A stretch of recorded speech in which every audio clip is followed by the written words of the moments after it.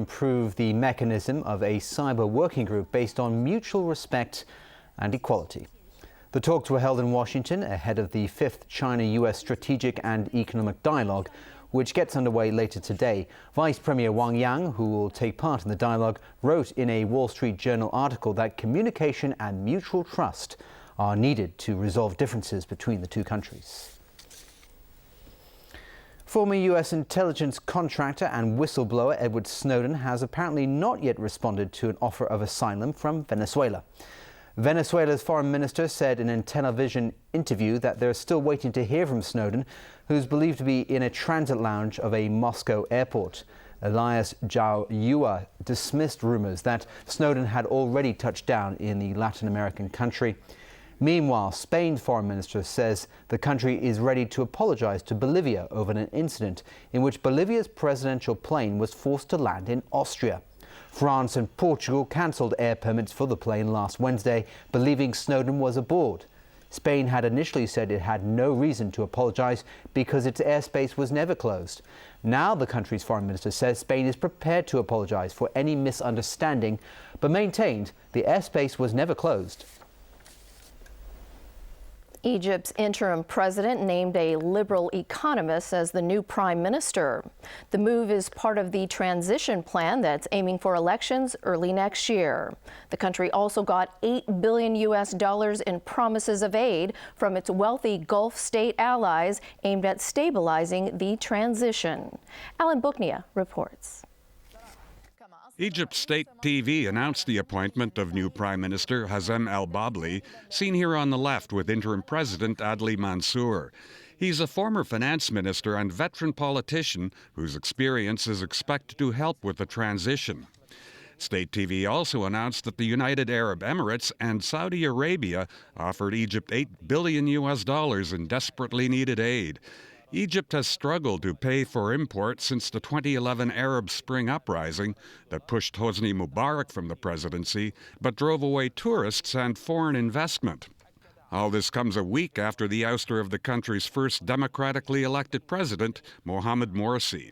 Morsi's Muslim Brotherhood has denounced the transition plans and vowed to continue street protests until Morsi is returned to power. 55 people were killed in violent confrontations with the army Monday. The Brotherhood claims the army opened fire on peaceful protesters.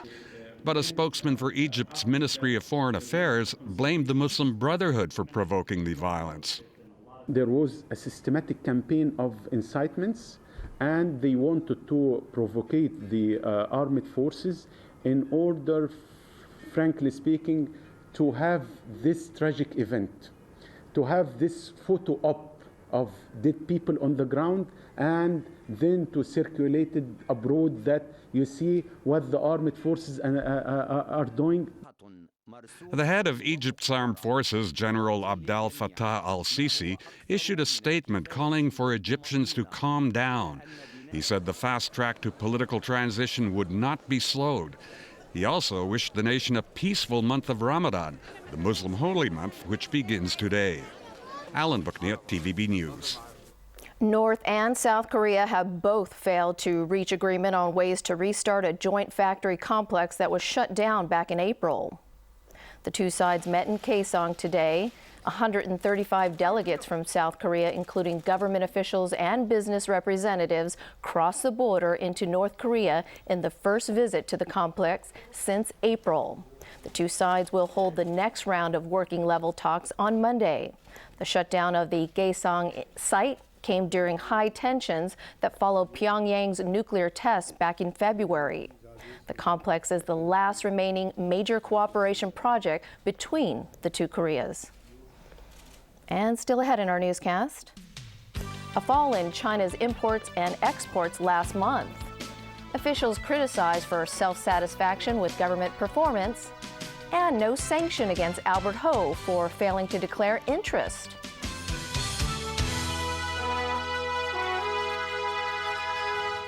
Dog guru Justin Silver has his hands full with this media maiden's pampered pooch. She's pushing it around in a baby carriage, only in New York. And two of the rowdiest, No pillow. rambunctious hounds. Big, powerful dogs who need some rules. They're like kids. Friday, Dogs in the City at 8:30 on Pearl. Why this watch?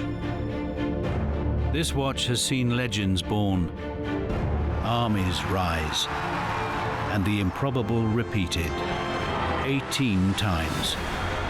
It's seen uncanny precision, impossible physics, on golf's most hallowed grounds. It doesn't just tell time, it tells history.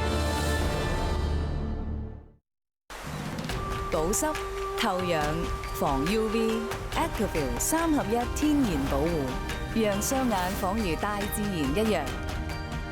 登記 One Day Activil True Eye 5天試戴，或同眼科視光師傾下啦。健康肌膚好似注滿水分嘅氣球一樣，水潤飽滿。